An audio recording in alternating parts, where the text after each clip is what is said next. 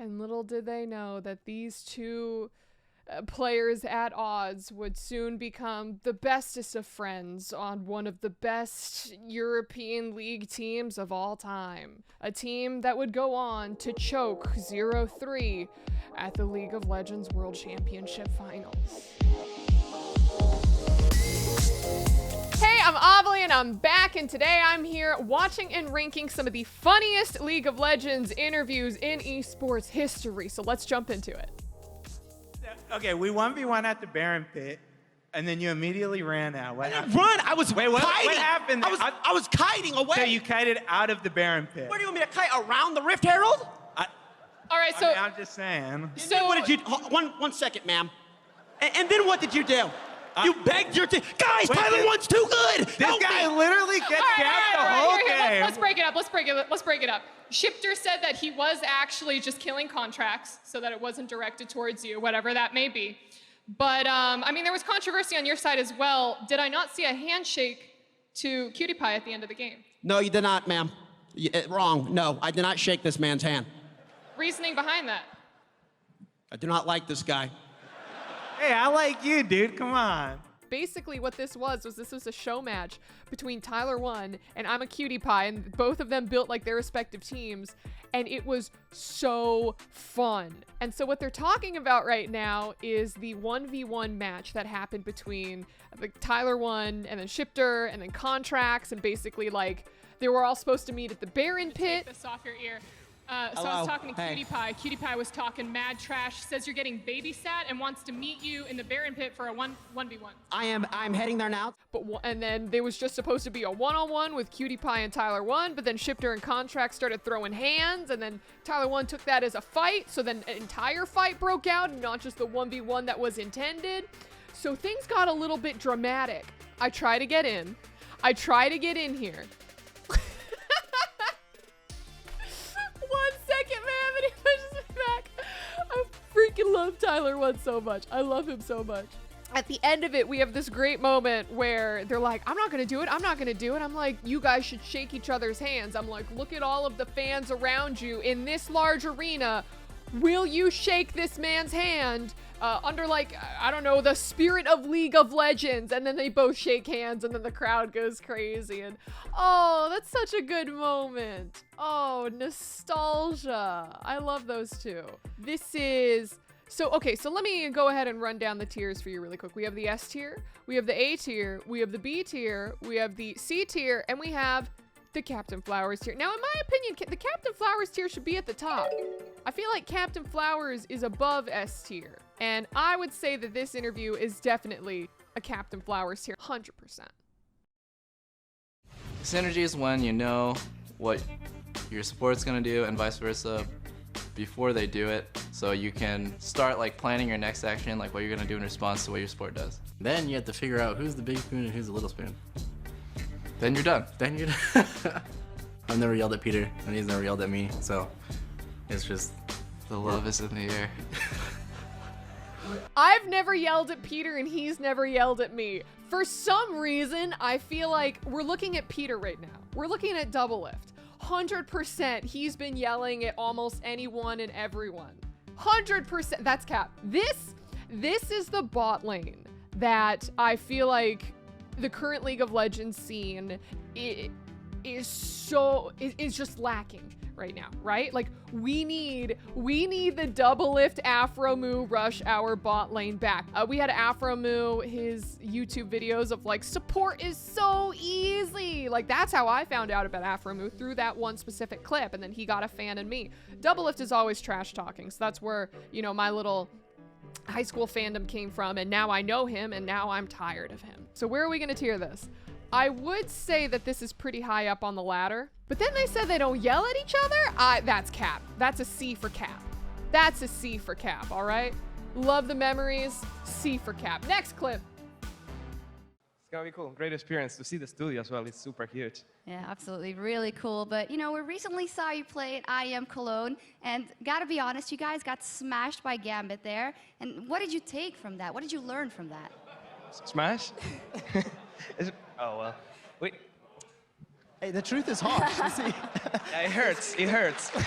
No sweet talk here, right into no, but seriously, what did you learn? So Shox has like the best of both worlds. Not only can she walk into a room and be the professional, like, boss that she is, run a desk, run interviews in multiple different languages, but she can also just tear down one of the best players in the entire world at the time with a few worlds. Watch this man.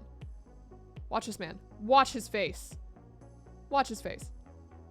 That is the face of a man who just got destroyed internally and emotionally, okay? You have Shox, queen of the game, tell you that you just got smashed, and what are you gonna do to fix it? What did you learn from it?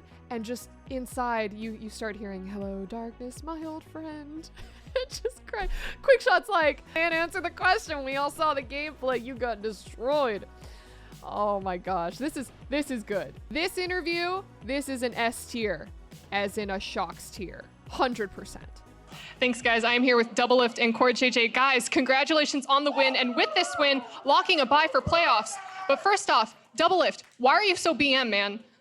Wait, I'm not. I'm not. I miss bantering with the pros and the interviews that I used to do with them post-game. It took me, I think, like a year or two to build up the courage to do that. But yeah, bantering with the pros, putting them on the spot, it just makes for a more interesting interview dynamic, right? You get to see what happens. You get to see the personalities of the pros come out a little bit more. Are they gonna fire back? Are they just gonna like sit there and take it? Banter always makes for a good interview. Now it's time to throw it to our players. Shout out to G-Sun translating. Showmaker and Khan. Show Super excited to see the players. Wait, I'm supposed to watch this the whole way through. Did G-Sun just translate that the casters are surprised at one second. It to our players at the side of Tamonkia, Showmaker and Khan. Super excited to see the players. I love her so much. I love her so much. All right, so Khan had the Lee Sin cosplay coming out with that. Look at the Pepe Frog eyes. And then I have no idea what Showmaker is wearing. Those glasses, they look like they could be a version of Vane's glasses, but not quite totally. Okay, you know what? Honestly, my favorite part of this interview is Ji-sun translating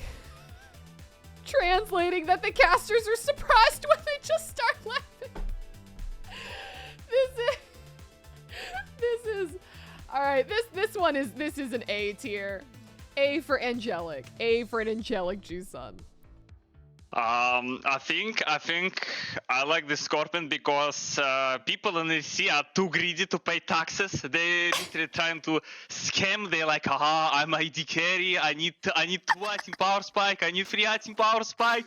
No, and you're dead. What is he saying? He starts talking about if you don't pay your look at the intensity in this man's eyes. Look at the intensity. He says if you don't pay your taxes, you are going to die, which makes me terrified because tax season is coming up and I just realized that I forgot to do everything. So this interview is getting this is a B because I forgot to do my taxes.